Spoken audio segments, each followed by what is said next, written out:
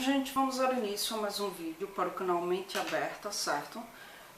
Esse vídeo aqui trata-se da abertura de uma nova playlist, cujo título será Sexto Período Nasal, Psicoterapia Infantil, certo?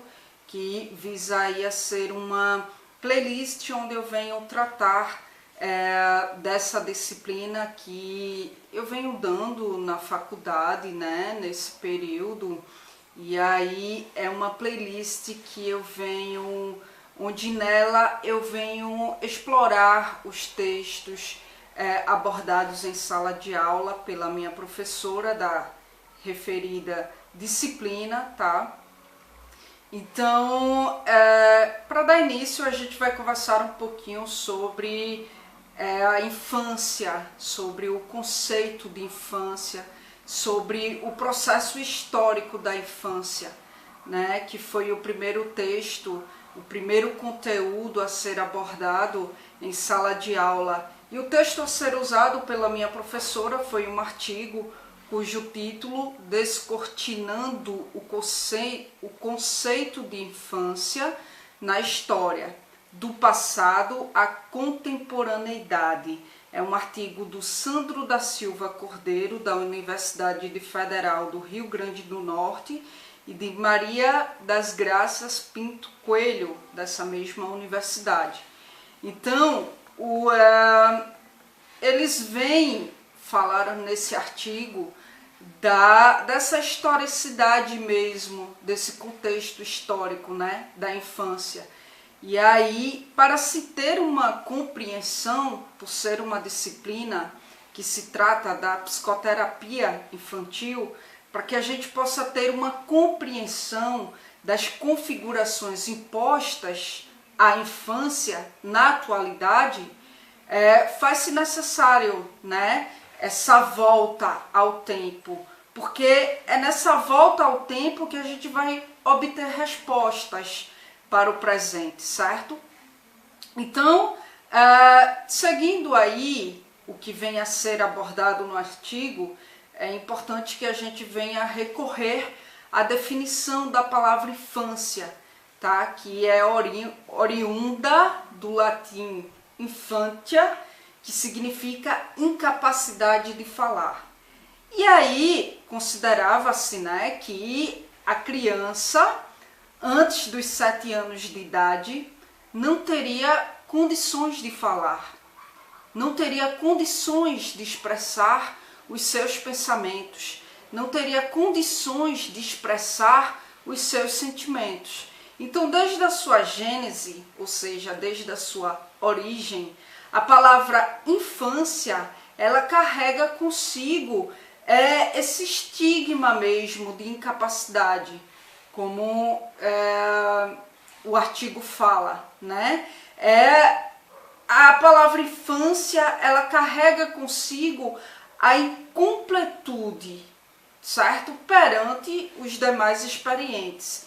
Então, era um ser anônimo, né? É assim que trata o artigo quanto à infância.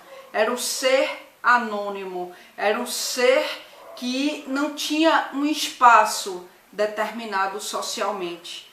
E aí a criança desses novos tempos possui outras características, possui outras necessidades, né, não encontradas outrora, né, possuem aspirações estas que são frutos da recente ordem estabelecida mediante os ditames da globalização, mediante os ditames do neoliberalismo, ou seja, mediante ao novo processo social e econômico, né? que no caso é essa globalização, mediante também a esse conjunto de ideias políticas e econômicas que daí vem se tratar o neoliberalismo. Então, neste contexto, minha gente, as mídias, elas vêm aí a se configurar como os elementos fornecedores de uma considerável quantidade de informações, tá? Informações que estão aí disponíveis através de diferentes suportes, como muito bem fala o artigo. Então isso contribui direta e indiretamente na montagem dessa nova fase da infância, na qual a criança ela é encarada como um sujeito receptor e consumidor em potencial. Então hoje a infância é muito fundamentada no mito de uma infância feliz, tá? Porque as crianças hoje possuem um espírito mais independente, né? Porque desenvolveram uma série de habilidades decorrente desse contato com a tecnologia, né? Com as mais diversas informações, com a mídia, e isso é muito diferente do tipo da criança dos séculos anteriores, né? Mas apesar dessa autonomia das crianças, dessa independência, como fala o artigo, elas precisam da ação interventora e mediadora do adulto. E diga-se de passagem que muitas vezes elas não têm, porque os adultos estão achando tão independentes e tão autônomas, tão sabidas, que estão deixando ao léu. Mas elas precisam, independente dessa autonomia e dessa independência ser tão aparente, elas precisam dos adultos por perto para estar mediando, né? Elas precisam ser conduzidas no que diz respeito às suas escolhas, no que diz respeito a ter uma percepção da realidade, no que diz respeito a ter uma constituição de princípios e valores, no que diz respeito à construção de um olhar crítico frente ao mundo, certo? Então, desse modo, percebe-se que todos os acontecimentos ocorridos na história da infância serviram aí para estruturar uma nova caracterização da criança do ponto de vista sociológico, né? Como componente histórico-cultural, moldada por condicionantes econômicos, moldadas por condicionantes políticos, que estão aí atuando sobre elas a todo momento, né?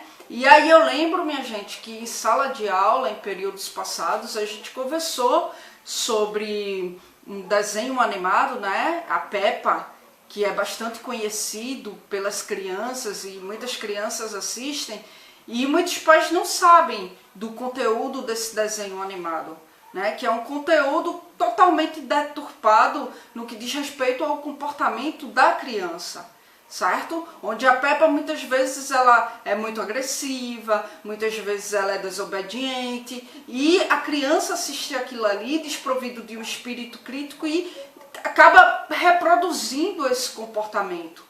E aí não é que tem que proibir de assistir não, mas os pais precisam assistir com elas e explicar para elas o porquê que elas não podem produzir aquele tipo de comportamento. É despertar na criança esse espírito crítico. Não tem que ausentar ela do contato com a mídia, do contato com a tecnologia, do contato com as informações, mas estar do lado delas explicando para elas, né? O que é que pode, o que é que não pode, por que aquilo é errado, por que ela não deve fazer aquilo, tá? Então é isso, gente. Nesse momento eu vou me ater aqui para o vídeo não ficar muito longo, mas a gente ainda continua a falar desse artigo e desse processo histórico da infância, desde a antiguidade até a contemporaneidade, para que a gente possa entender como é que se deu essa nova configuração da infância, tá bom? Então, inscrevam-se no canal, aqui eu abordo vários assuntos dentro de várias áreas. A área a qual eu estou em formação é a psicologia, por isso eu dou uma ênfase maior a essa área, certo? Mas vez ou outra eu abordo outros assuntos também dentro de outras áreas, dentro de outras temáticas, tá certo? Então fiquem à vontade para se inscrever. Se tiver alguma dúvida com relação a esse vídeo ou qualquer outro conteúdo do canal, manda para mim a tua dúvida, o meu e-mail vai estar aqui na descrição do vídeo, eu trago a tua dúvida para dentro da playlist Carla Responde. Se tu tiver interesse em algum assunto e queira que eu explore aqui no canal, também manda para mim, eu trago para dentro da playlist a pedido. Só peço que vocês tenham um pouco de paciência, tá bom? Porque como são vários e-mails que eu recebo, daí eu vou atendendo aos pouquinhos e por ordem de chegada, então pode demorar um pouco até que eu venha acessar o seu. Na descrição do vídeo também vai estar o link das minhas redes sociais, Facebook, Instagram, fanpage, então sigam, adicionem, fiquem à vontade para seguir de perto as postagens que eu faço referente aos meus projetos. Só lembrando que eu não respondo mensagens via redes sociais, não mais devido ao excesso de pessoas, tá certo?